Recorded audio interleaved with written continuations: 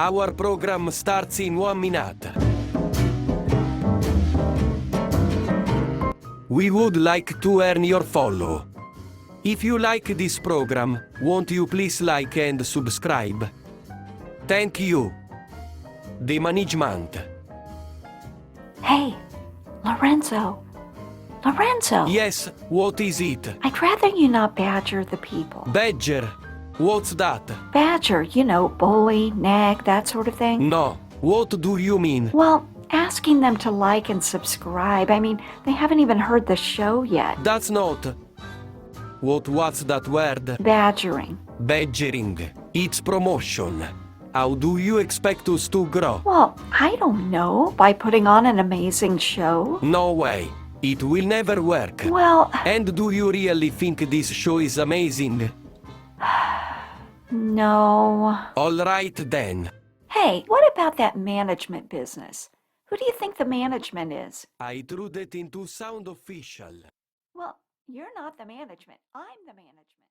The assistant management. The what? I've had business cards printed up. Good evening, folks. We have a wonderful evening's entertainment lined up for you, one that will provide several hours of pleasurable relaxation and diversion for you and your family. Did you fail to dress up for tonight's show? No tie, an old shirt and slacks, a house dress? Well, don't give it a thought. We're glad you came as you are. We just want you to enjoy yourselves. We hope you'll make this a weekly visit. Bring the family, bring your friends. A gay, pleasant evening for all. We hope you have a wonderful time. Come back soon. What does the Grand Ole Opry in Nashville, Tennessee, and the 1943 film The Oxbow Incident set in Bridgers Wells, Nevada, have in common? Well, some people would say that they have nothing whatsoever in common, but others might say that they're both in locations that start with the letter N, as in Nashville and Nevada. I mean, that ties these two things together, right?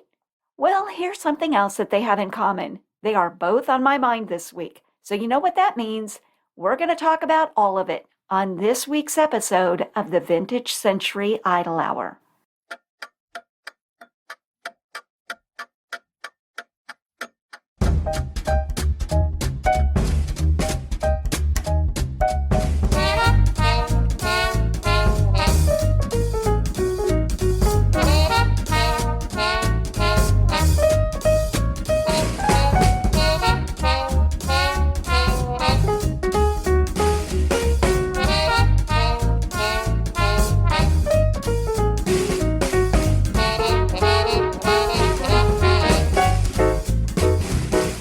Greetings, listeners.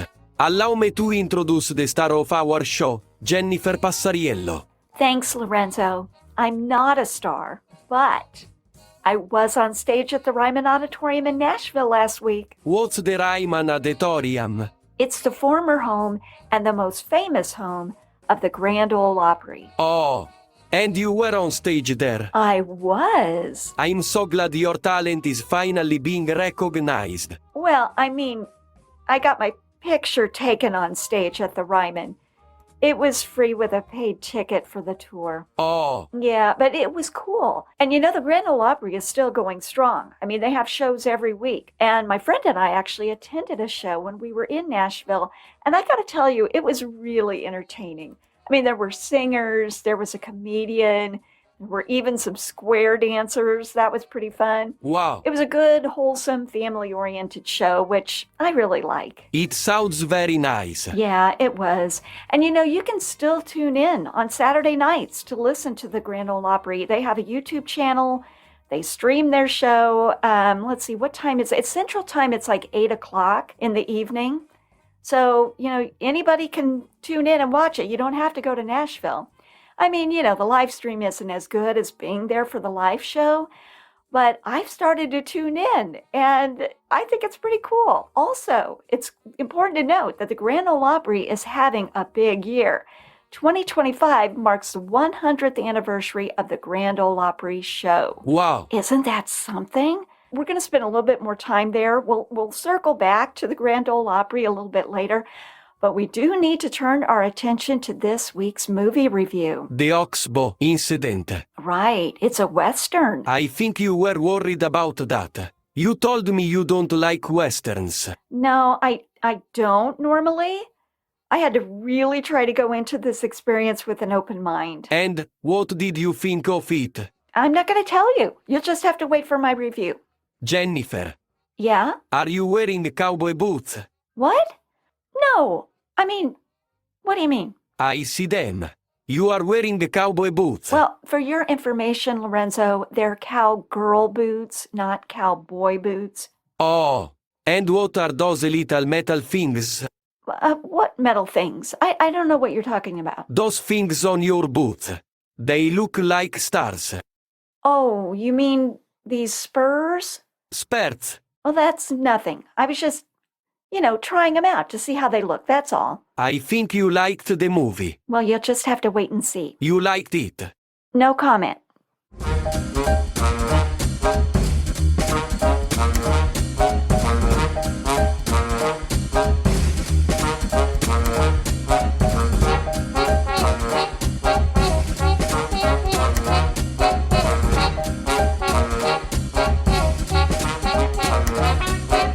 This week's Silver Screen Adventure takes us to Bridgers Wells, Nevada, and the nearby Oxbow Canyon.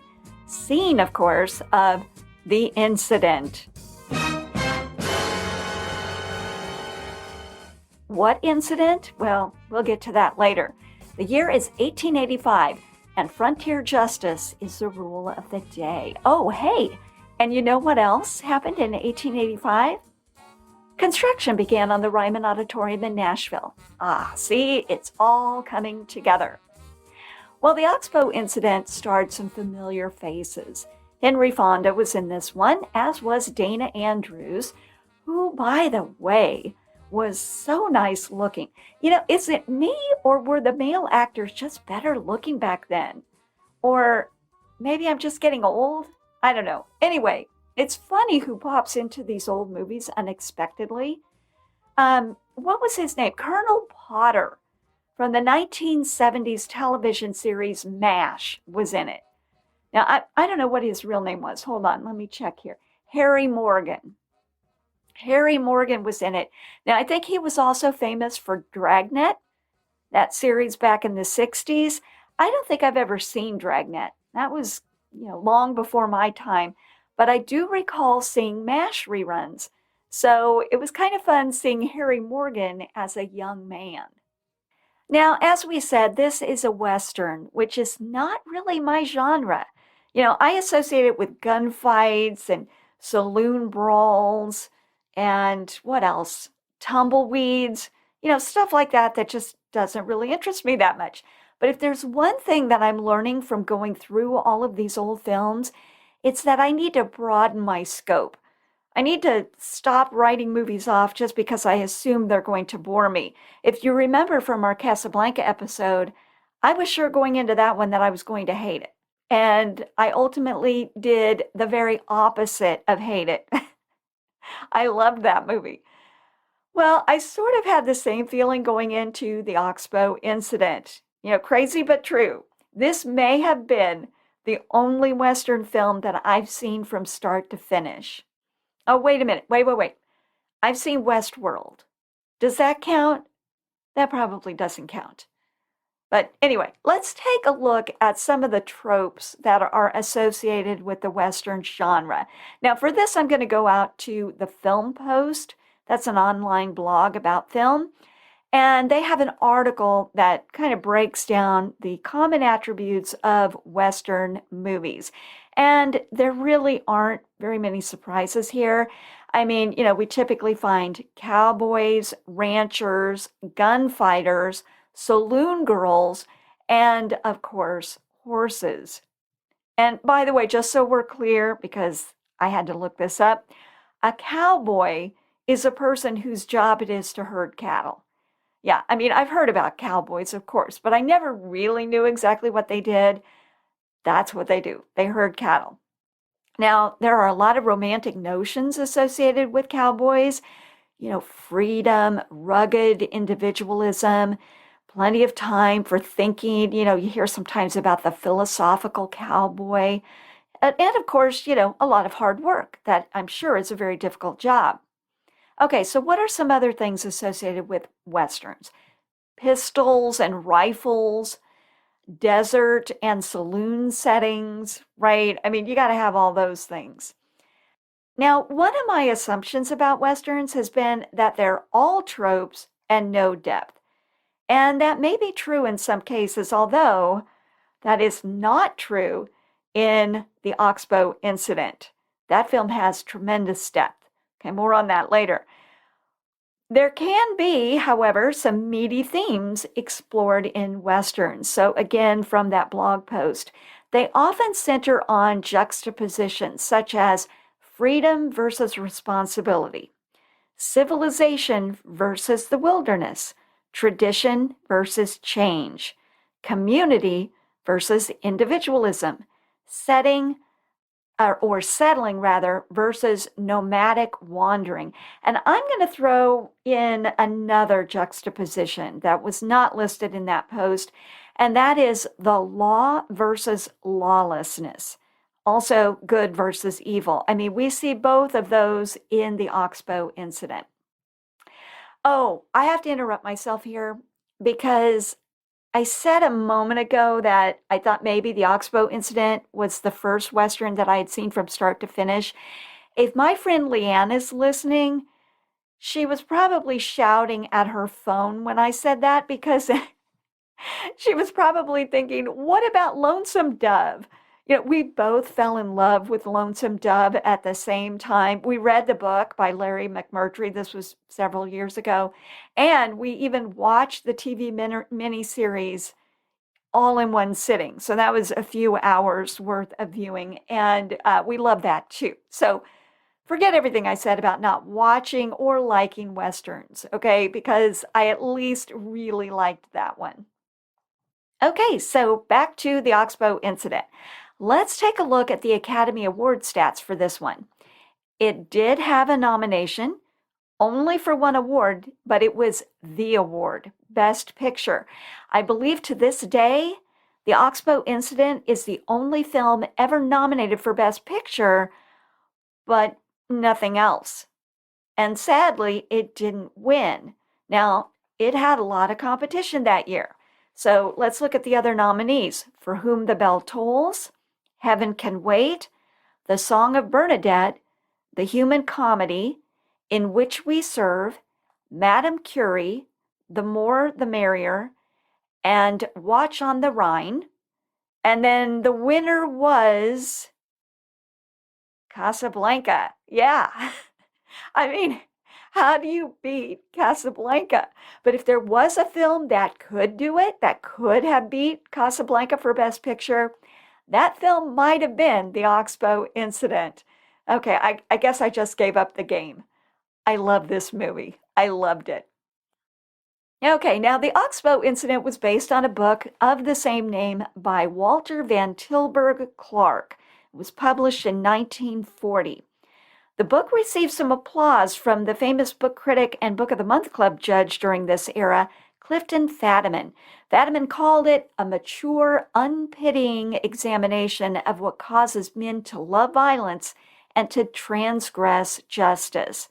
Now, I didn't read the book, The Oxbow Incident, but it's my understanding that while the film deviated slightly from the source material, it was pretty true to the book. Now, a word on Clifton Fadiman. He makes frequent appearances in the quote section of my commonplace notebook. He was one of those kind of pithy intellectual types who's frequently quoted.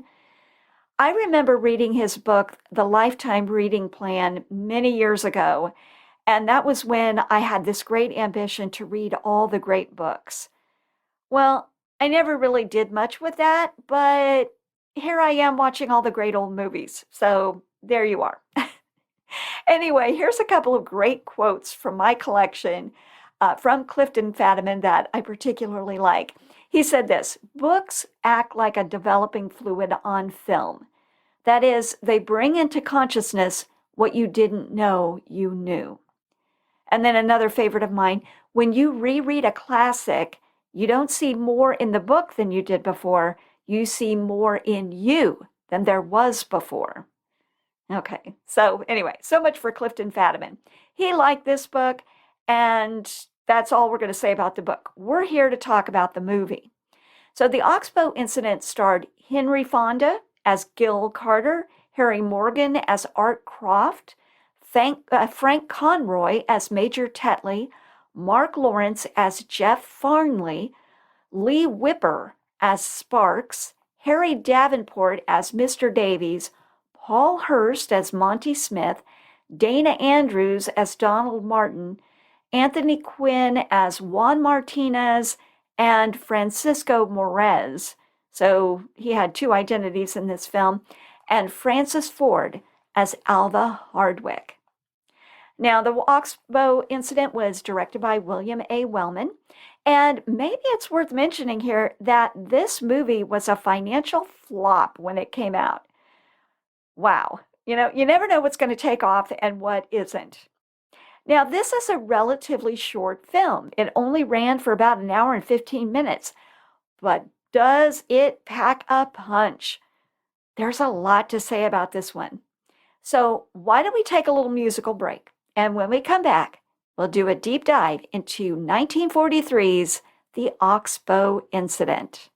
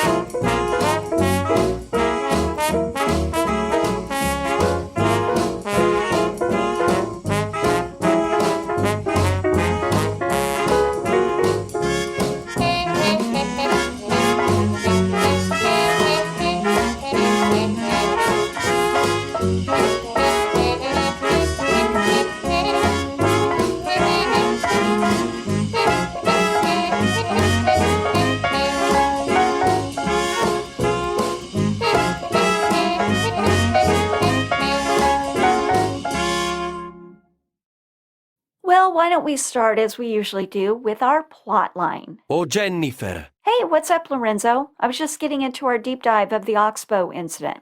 I know. I wanted to tell you that I got a plot summary for you from old Chatty. Oh, thanks, Lorenzo. It gave us an opportunity to catch up.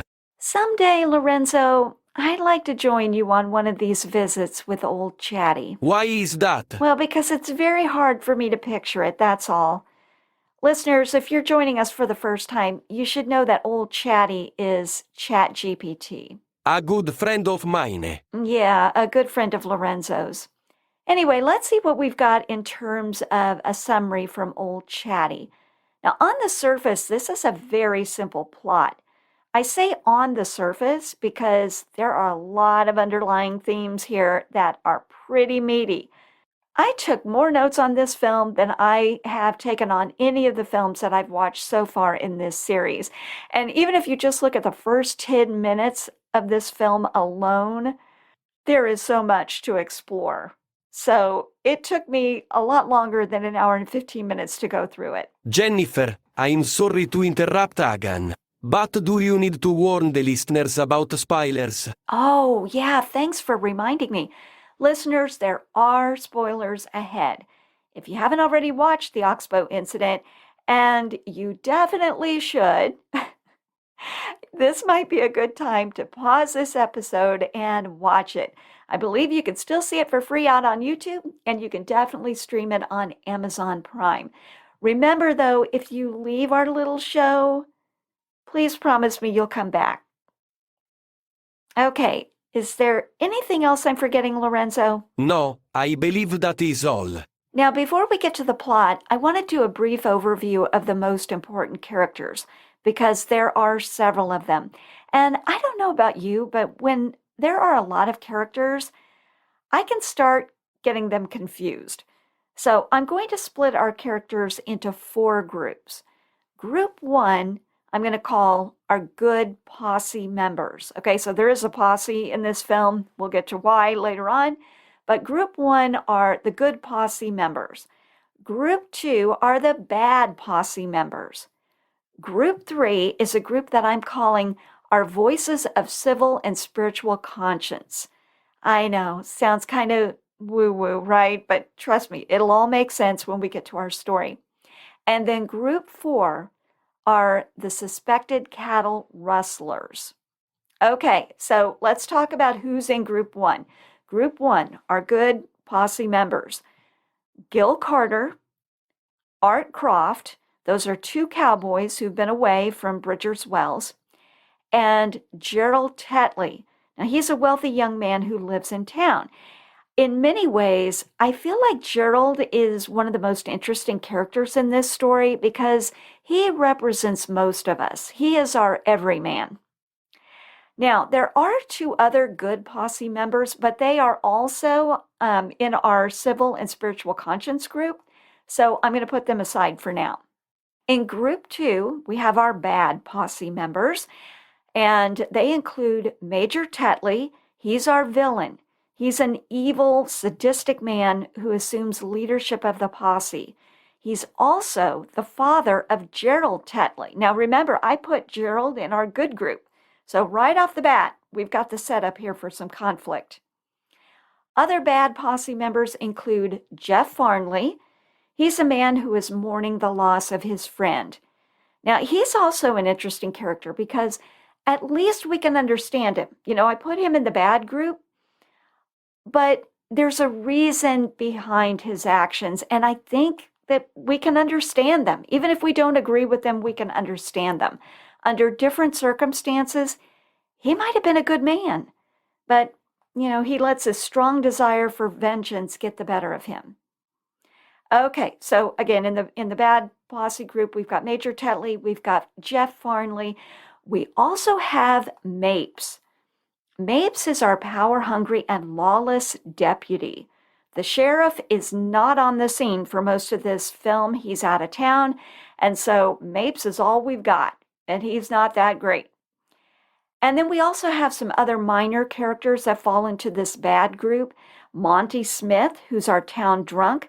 We've got Ma Greer. She's kind of a rough-hewn gal who's our only woman in the posse. And Poncho, who ultimately leads the posse in the direction of our suspects. Now let's look at group 3. This is that group that serves as the posse's conscience. Both of these guys are really good men. We've got Davies, he's a storekeeper, and he's constantly pleading with the posse to adhere to the rule of law, which includes ensuring that the suspects get benefit of a fair trial. He serves as our civil conscience. And then we've got Sparks. He's referred to as the Reverend. He's our man of deep faith. Now, we learned that his own brother had been lynched when Sparks was a little boy.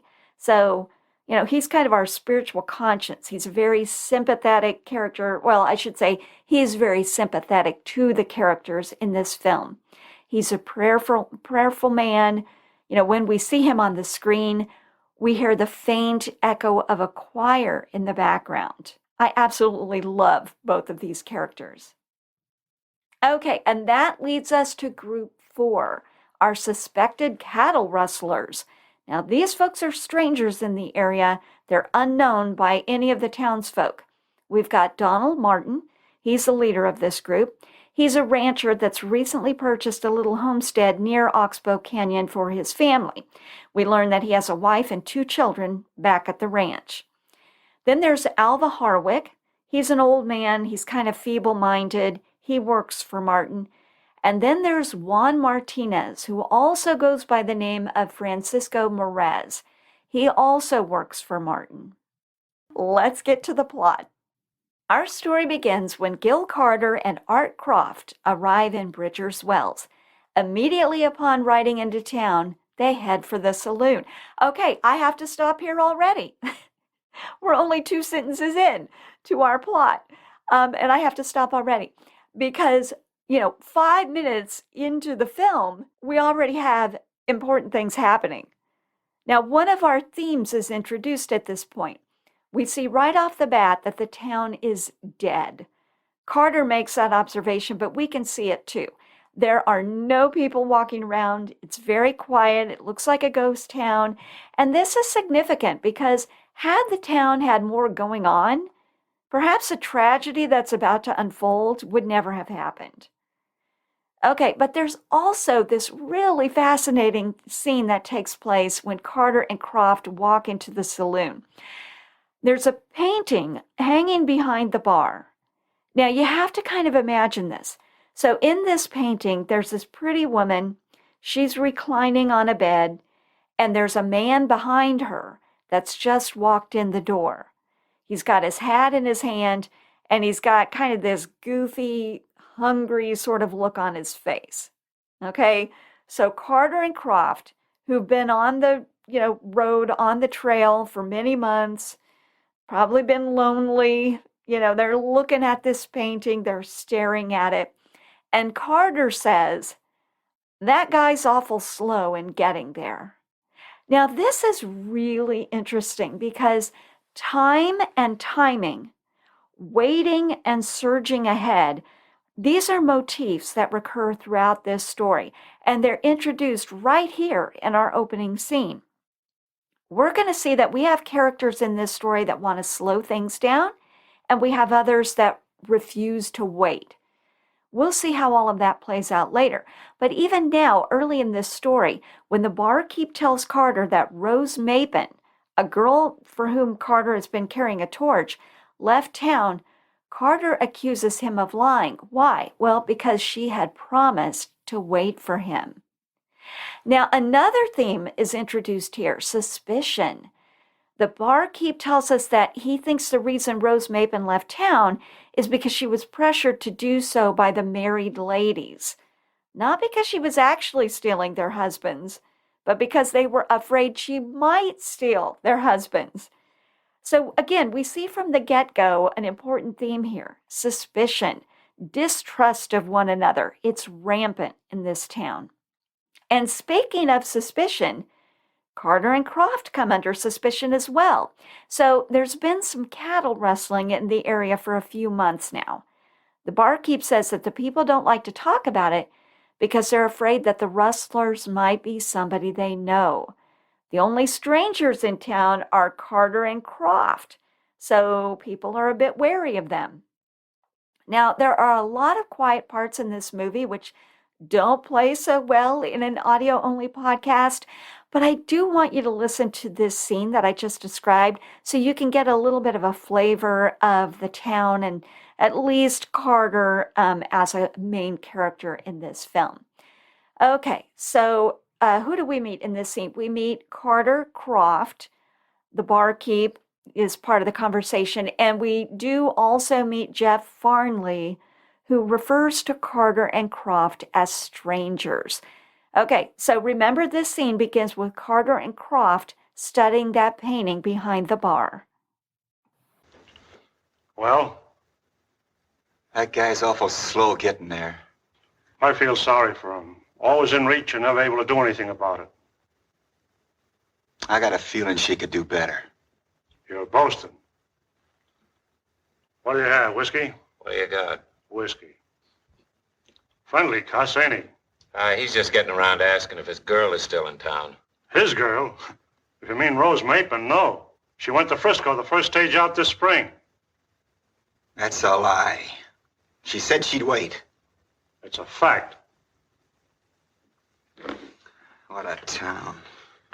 It's my guess the married women run around. Oh, no tar and feathers, no rails. They just righteously made her feel uncomfortable. Not that she ever did anything, but they just couldn't get over being afraid she might. Say, what does it to do in this town anyway? Well, unless you want to get in line and woo Drew's daughter. We don't. That leaves you 5 choices.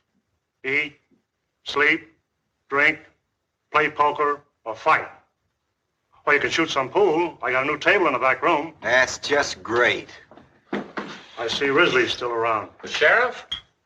I thought he never got closer than Reno, except on special calls. Hey, it wouldn't be that rustling folks were talking about last fall. Could be. Gonna be a kind of touchy subject, huh? They don't like to talk about it except with fellas they sleep with. Afraid they'll find out it's somebody they know? Maybe. They lose some more this spring? Some. How many? About 600 head. They got any leads? They picked up a small herd trail and signs of shod horses down in the south drawer. Wouldn't everybody know if there were strangers around? Sure. There hasn't been any. Except you two. That ain't funny. Now who's touchy? You're talking about my business. Stick to my pleasures. No offense, Carter. I just want to let you know where you two stand. Listen. Take it easy, Gil. Okay, let's go back to our plot line. A young man rides into town with urgent news. Larry Kincaid, a local rancher and a lifelong friend of Jeff Farnley, has taken a bullet to the head by a rustler who's made off with several head of his cattle. This is an escalation of the rustling that's been going on for months now, because there's a murder. Somebody's died now. News about this spreads like wildfire, resulting in outrage amongst the town folk. Now, as I said before, the sheriff is out of town, and for the moment, they don't know where he is. So the people decide to form a posse and go after the rustlers themselves. Everyone's running hot. They're out for blood. Okay, now we got to stop again. I think it's worth considering why they're out for blood. One reason is because murder cries out for justice, right? The sheriff's gone. The townspeople don't want these murderers to get away with it. Another reason is, as one of the townspeople says, if they don't stop this now, things could escalate further. Women and children could be at risk, not to mention the cattle rustling could continue. Okay, all of that is fine and good. But are there other reasons why everyone is inflamed? Well, some of the townspeople, Monty Smith for one, he's the drunk, Ma Greer for another, they almost seem to be looking at this as entertainment. It's an entertaining diversion, something to do, some excitement in this otherwise dead town and their dead lives by extension. Then we have Jeff Farnley. What's his motivation? Grief. Kincaid has been his friend since they were kids. He wants vengeance. And as I said before, we can kind of understand Jeff Farnley. At least his motivation makes sense. Regardless of their reasons, the posse is already talking about lynching the rustlers. They've already jumped to that conclusion. They're even joking about their funerals. Davies, the storekeeper, steps in at this point, and he implores everyone to keep a cool head. Wait for the sheriff to come back. Okay, there's that key word again. Wait, stop, slow down. Let things play out as they should, according to the law. Now, when he's unable to calm everybody down, Davies asks Carter to go get the local judge, and he cautions Carter not to involve Mapes. Now, remember, Mapes is the deputy, and he's kind of a creepy guy. The judge arrives, and he tells them that the sheriff is already at the Kincaid Ranch. Davies assures the posse that the sheriff has things under control. Just wait, let things play out. And, at this point, the posse seems to kind of lose a little bit of steam.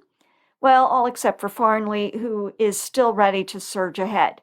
He's afraid that even if the sheriff nabs the killers, they'll get off on a technicality and justice won't be served.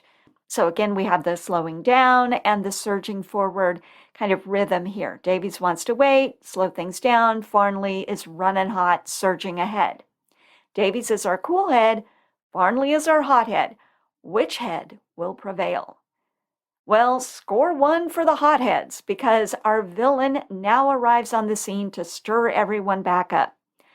Major Tetley rides in, and he is a slimeball of the first order. He's got kind of this weird, dubious past. Supposedly he was a major in the Confederate Army during the Civil War, but Carter tells us later on that Tetley never even saw the South until the war was over. And he was only there long enough to marry Gerald's mother, apparently for her money, and then was run out of town by her family. So we see Major Tetley strutting around wearing a uniform, and he assumes the lead of the posse. He's sadistic, he's cruel, and he almost seems to take pleasure in the suffering of others, particularly that of his stepson, Gerald.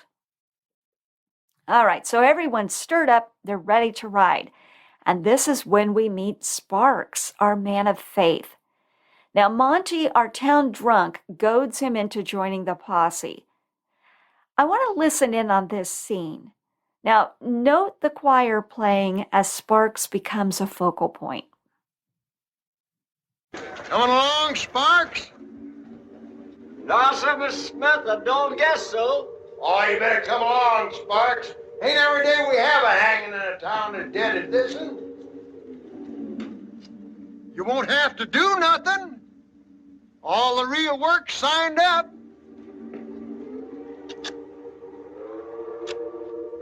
I just thought we ought to have a reverend along, 'cause there's going to be some praying done. Maybe you're right, Mr. Smith. Maybe somebody ought to go along that feels the way I do. Davy's a loaning her his Bible, so all the reading will be done right at the burial. Thank you, sir, but I knows my text without the book. They're kidding you, Sparks. I know, sir. But maybe Mr. Smith's accidentally right. Maybe I ought to go along. There's an old horse in my shed you can use. Thank you, sir. I'll go and fetch it. We soon see here that there's a disregard for civil law among the members of the posse, but there's also a disregard for divine law, too. Notice how they mock our man of faith here. Sparks is meek and humble and quiet. He's the very opposite of Major Tetley. It's kind of astonishing that Tetley very easily assumes the lead, and people are quick to follow him, even though he's a slimeball, right? But that's kind of human nature, isn't it? Tetley feeds the passions of our hotheads, while Sparks is sort of a rejection of those passions. Now, what about Carter and Croft? Do they join the posse? Unwillingly, yes, they do. Carter tries to remain neutral and stay out of it. He even says at one point that, wow, they just had bad luck, bad timing, rolling into town as this drama started to unfold. But he and Croft do end up riding along, mainly because they're worried that if they didn't, people might think they were the rustlers. So off they go. The posse heads into the mountains near Oxbow Canyon, where Poncho, a member of the posse, says he ran into 3 strangers who had cattle with the Kincaid brand on them. Oh, now that's really got everybody fired up. They end up finding those 3 suspects. They find Donald Martin, Alva Hardwick, and Juan Martinez as they're sleeping around a campfire. The 3 suspects vehemently deny any wrongdoing. Martin says that he bought the cattle from Kincaid, but he didn't have a bill of sale on him because Kincaid was going to mail that to him. Then we've got Juan. He was in possession of Kincaid's gun, but he says it was because he found it. Well, no one believes either of their stories, and despite the fact that Martin repeatedly pleads their innocence, they're condemned by the mob. We're starting to see the dangers of majority rules here. Now, Martin asks if he can write a letter to his wife before he's hung.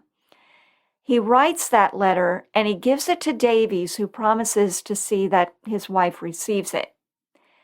Davies reads the letter, and it was so beautifully written that he becomes more convinced than ever that Martin is, in fact, innocent. He did not kill Kincaid. He was not the one that stole the cattle. He believes his story. Davies also comes to feel that, if others in the posse read the letter, they would be convinced too. However, no one will read the letter, not even Carter.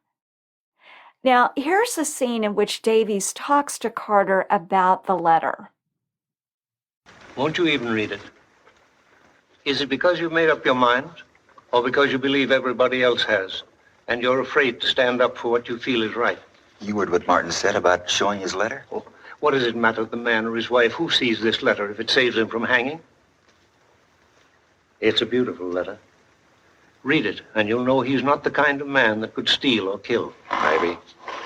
But all that kind of argument in the world can't stand up against branded cattle, no bill of sale, and a dead man's gun. Now, I want to talk about Gerald Tetley here for a moment because I think he's a fascinating character. He's kind of a tender-hearted man. He's completely opposed to what's going on. He isn't convinced that these suspects are guilty. And he also sees the actions of the posse as a miscarriage of justice.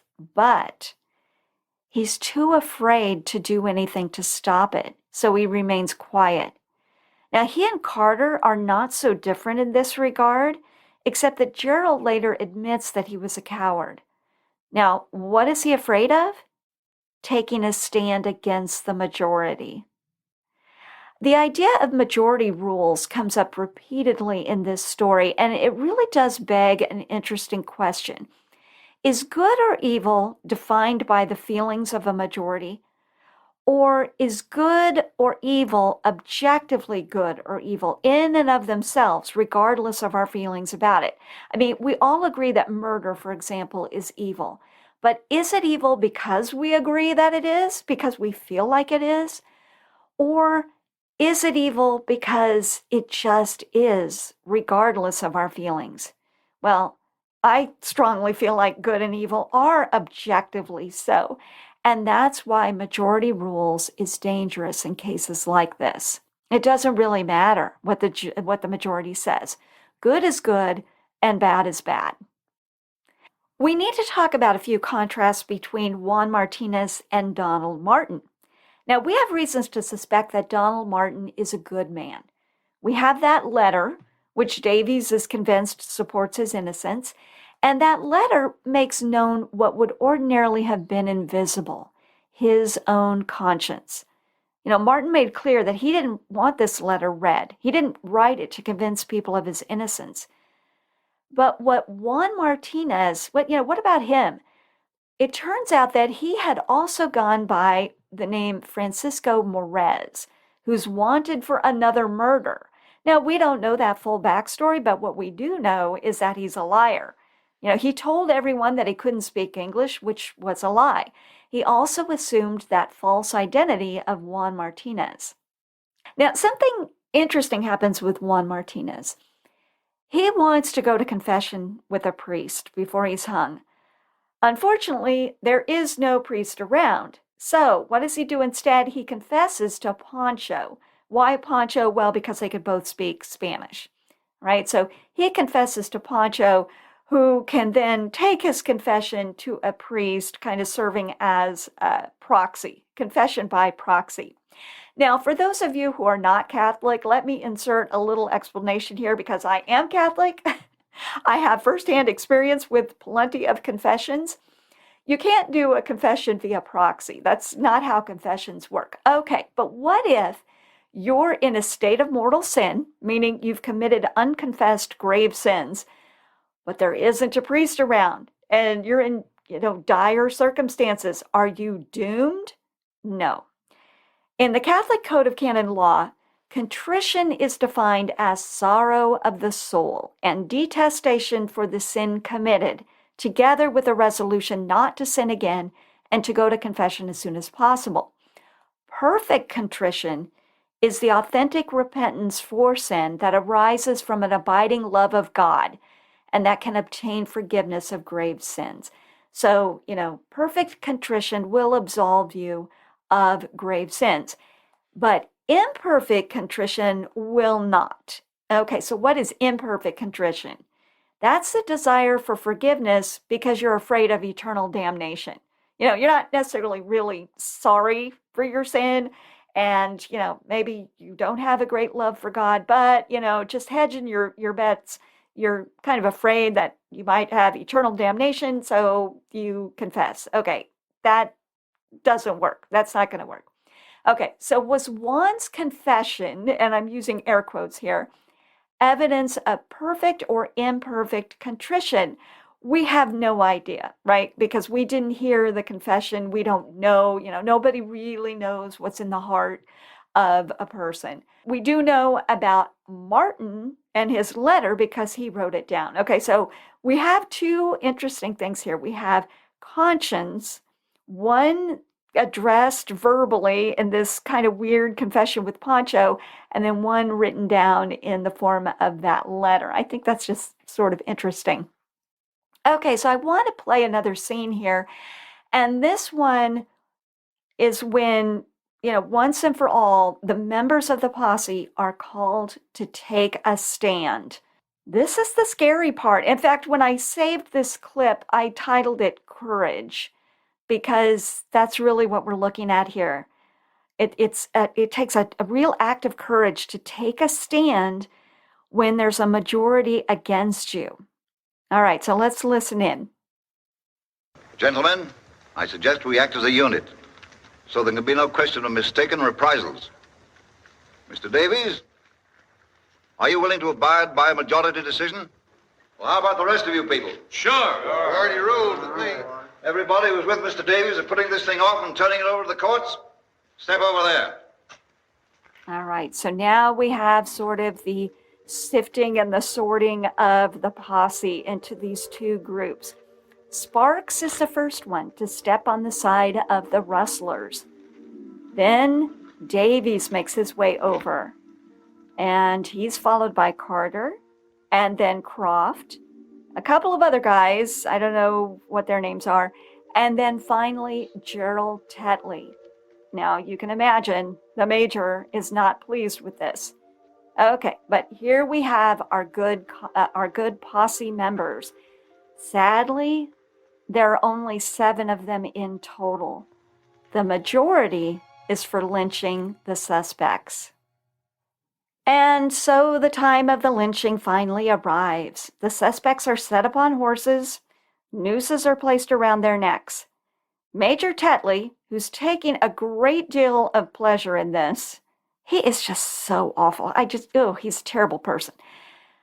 Well, he forces Gerald to take a whip, and his job is to strike the horse that Donald Martin is sitting on.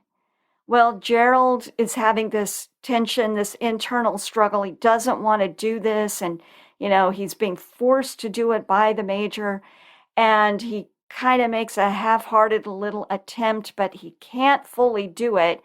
The horse moves slowly, and that draws out the death of Martin. I mean, it's just, Oh, it's grisly stuff. This is heart-wrenching. And by the way, all of this is off camera. We don't see these guys die. But it is heart-wrenching nonetheless, right? And so Farnley then has to, quote, finish Martin off by shooting him several times, kind of putting him out of his misery. Oh, this is terrible. This is a really dark scene. But wait, there's more. The men are there hanging from a tree. Now the posse is quiet. Their passions are spent now. Guess who they run into? The sheriff. He's arrived, but he's too late. The men tell him that they got the killers responsible for Kincaid's death, and they executed those killers. Plot twist, the sheriff says, Larry Kincaid's not dead. He's alive. He just left him. And he already caught the cattle rustlers. So the mob killed the wrong guys. Well, this is a dark turn of events indeed. But wait, there's more. Back home now, Major Tetley locks Gerald out of the house, and there's a big scene here. Gerald rails against the Major, accusing him of knowing those men were innocent, but moving forward anyway because he's a sadistic, evil man. Gerald then says that he's angry at himself because he was too much of a coward to do anything to stop him. Big scene here. Okay, so what does the Major do? He goes into another room and he shoots himself. Ugh, yeah. All right, well, meanwhile, back at the saloon, the posse is sitting silently at the bar with their heads hanging low. And this is when Carter finally reads the letter. My dear wife, Mr. Davies will tell you what's happening here tonight. He's a good man and has done everything he can for me. I suppose there's some other good men here too, only they don't seem to realize what they're doing.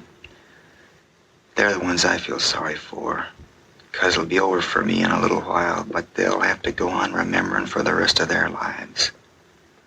Man just naturally can't take the law into his own hands and hang people without hurting everybody in the world, because then he's just not breaking one law, but all laws. Law's a lot more than words you put in a book, or judges or lawyers or sheriffs you hire to carry it out. It's everything people ever have found out about justice and what's right and wrong. It's the very conscience of humanity.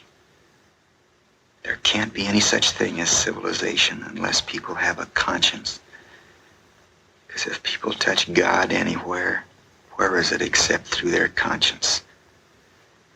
And what is anybody's conscience except a little piece of the conscience of all men that ever lived? I guess that's all I got to say, except kiss the babies for me and God bless you. Your husband, Donald. They know not what they do. Wow. Didn't I say this little short movie packed a punch? Oh, well, I need to pull myself together.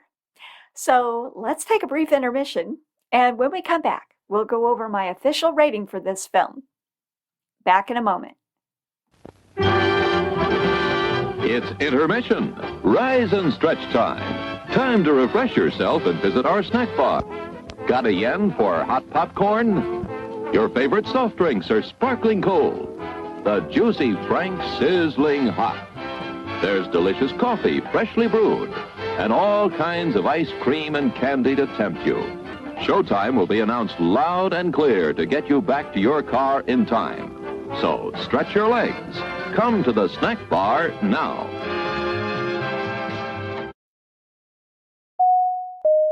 Attention listeners, it is time to learn how Jennifer rates movies. Our scale is pretty simple. We classify a film as either unwatchable, watchable, or rewatchable, or somewhere in between. An unwatchable film is really bad, so bad in fact that it's hard to sit through. It's either boring or stupid or cringy or just plain terrible. Now, a watchable film is one that's basically okay. It gives you something to do for a couple of hours, may have some interesting and entertaining parts, but it doesn't really leave a strong impression on you. A rewatchable film, on the other hand, is one that's so good, so meaningful, so impactful, so riveting, so thought-provoking, so emotionally charged, and/or so beautifully produced that you would invest the time necessary to watch it again. So there we have it. Our scale is unwatchable, watchable, or rewatchable. Now, I have a worksheet that helps me calculate the rating. I essentially award points, or what I call diamonds, to films based on 5 factors: story, character development, writing, so that would show up in a film as dialogue or narration, pace, and discussability.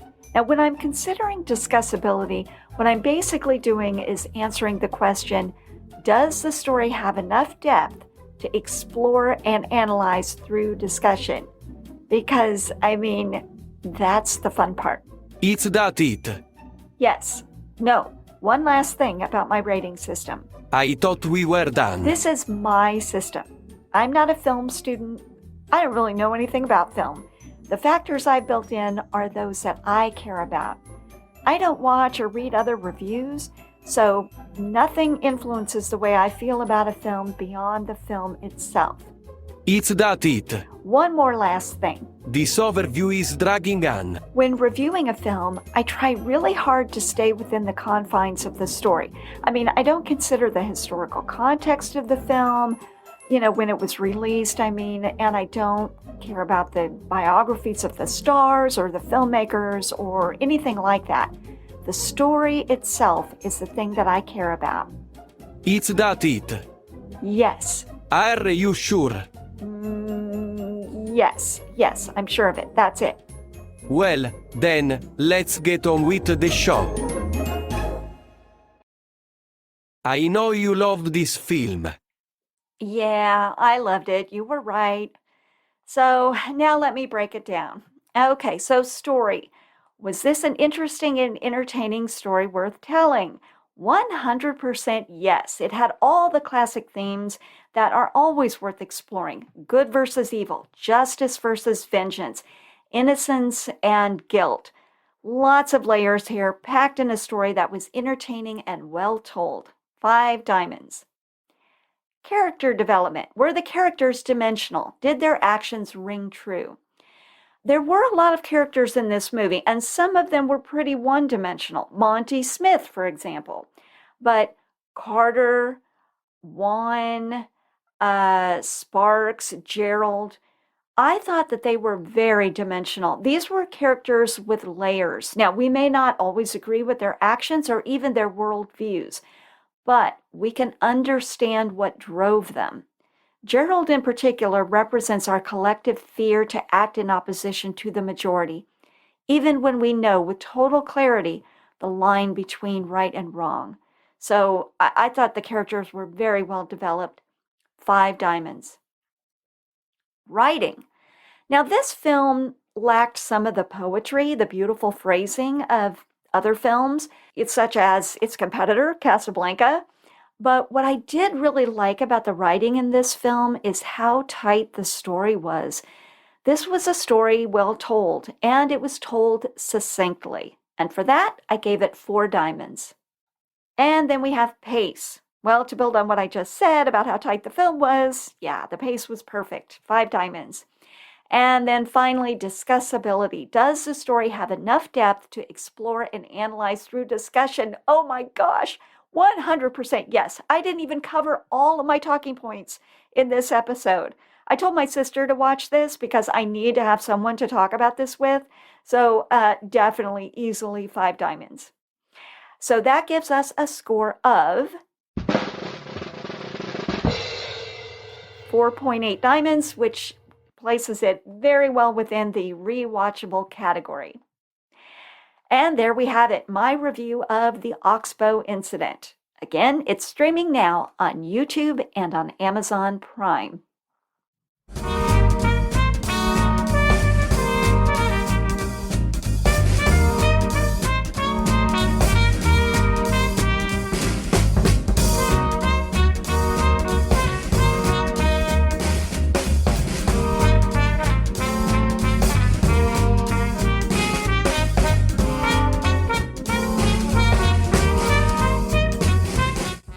Happy birthday, Grand Ole Opry.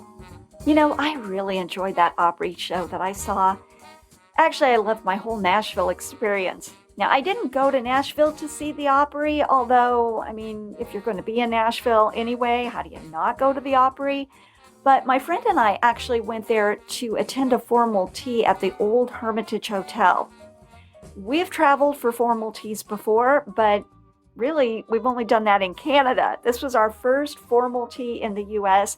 It was at the Hermitage, which, you know, it had everything we were looking for. A stunningly beautiful historic hotel and a luxurious tea. I mean, what more could we want, right?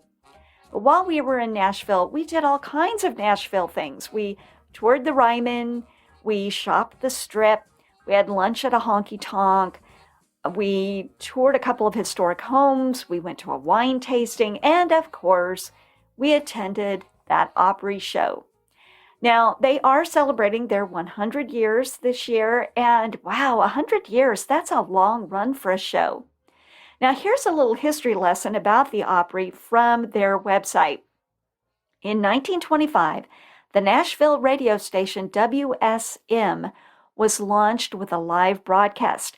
Now, WSM was owned by the National Life and Accident Insurance Company, and those letters, WSM, stood for their motto at the time, "We Shield Millions." After that first show, the National Life Company hired George D. Hay, a prominent announcer. Like me. Yeah, somehow I don't think this Hay guy was anything like you, Lorenzo. But anyway, he was known for his national barn dance program in Chicago. He launched the WSM barn dance with Uncle Jimmy Thompson, a 77-year-old fiddle player, on November 28, 1925. And that is widely known as the day the Grand Ole Opry was born. Grand Ole Opry is a strange name for a show. Yeah, you know, I agree with you. I wonder where that name came from. Let me see. Oh, here we go. In December of 1927, following an NBC broadcast of Walter Damrosch's Music Appreciation Hour, George D. Hay proclaimed on air, "For the past hour, we've been listening to the music taken largely from the Grand Opera, but from now on, we will present the Grand Ole Opry." The new name for the WSM barn dance stuck. Now, some of the Grand Ole Opry's most historic moments happened inside the Ryman Auditorium. Hank Williams made his debut there. Patsy Cline, Loretta Lynn, Willie Nelson, Jeannie Seeley, and Dolly Parton performed there, as did Elvis Presley and Johnny Cash and his wife June. Incidentally, I just watched Coal Miner's Daughter. I think that was like from 1980 or whatever. That was the one with Sissy Spacek playing Loretta Lynn. And there is a scene there where Doolittle drives overnight and parks in front of the Ryman Auditorium. And then when Loretta Lynn wakes up and she looks out the window, she's like, "Oh, the Grand Ole Opry." And, you know, when I'm watching that scene, I'm like, I was standing right there. And, of course, I also went in and took the tour and got the picture taken on stage and, you know, did all the things. How interesting. Now, in 1974, the Opry moved to a more spacious venue, its current home. What's interesting is the Ryman was a lot smaller than I thought it would be, and the current Opry House was a lot bigger than I thought it would be. You know what was really neat about the new Opry stage? No. What? Well, there's a circle right in the center of it where the singers stand, and that circle is made from wood in the original floorboards at the Ryman. A touching tribute. Yeah, but anyway, it was awfully cool standing on that stage at the Ryman Auditorium, standing right there where Patsy Cline sang back in the day. I've been listening to Patsy Cline songs lately. I'm finding that I really like those songs. You're becoming a country music fan. Well, you know what? Maybe I am a little. Now, my music is really vintage jazz. I never really listened to country music, but you know what? I don't hate it. And I find that I especially don't hate bluegrass. Yes, bluegrass. It is very good. Oh, so you've heard bluegrass, Lorenzo? Yes, of course. I like to play bluegrass with my banjo. Wait a minute. What? What? This is a revelation. You play the banjo? Yes. I am totally blown away by this. You play the banjo? Yes. Well, everyone, please meet Lorenzo, my AI-generated announcer and banjo player. I can't get over this. Can you play something right now? I mean, do you have your banjo handy? I never go anywhere without my banjo. How could I not know this already? You are an AI-generated man of mystery, Lorenzo. Banjo playing is my life. Wow, so seriously, can you play something for us? Yes. Can you help me with the tambourine? I don't have a tambourine. I have one. Oh. You can take it. Okay, well, what do? Do I just, tap it or what? Yes, tap it. Ah. Okay, well, let's hear it.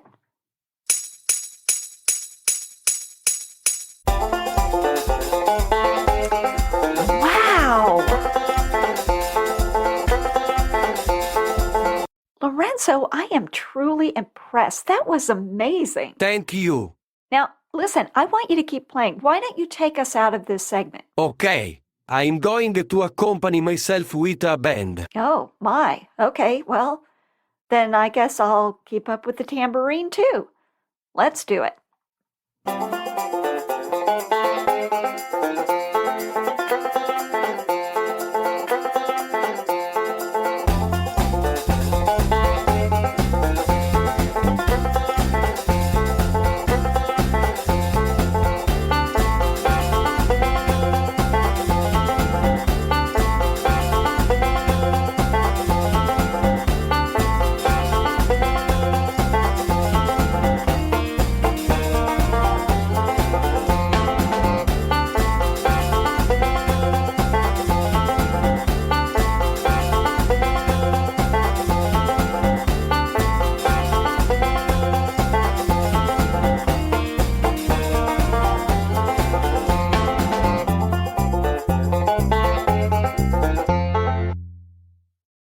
Well done, Lorenzo. Gosh, I can't wait to find out what other special talents you have. Care to let me in on them? You must wait and see. Ah, right. Well, another show is in the books. This is number 5. Did you ever think we would make it to 5 episodes? Never in a million years. No? I mean, of course I knew. This show is built to last. Oh, you think so, huh? Maybe. Well, hey everyone. Thanks for tuning in and spending this time with us. Have a great week. And when your week is done, come on back and see us again real soon. Say goodbye, Lorenzo. Goodbye, Lorenzo.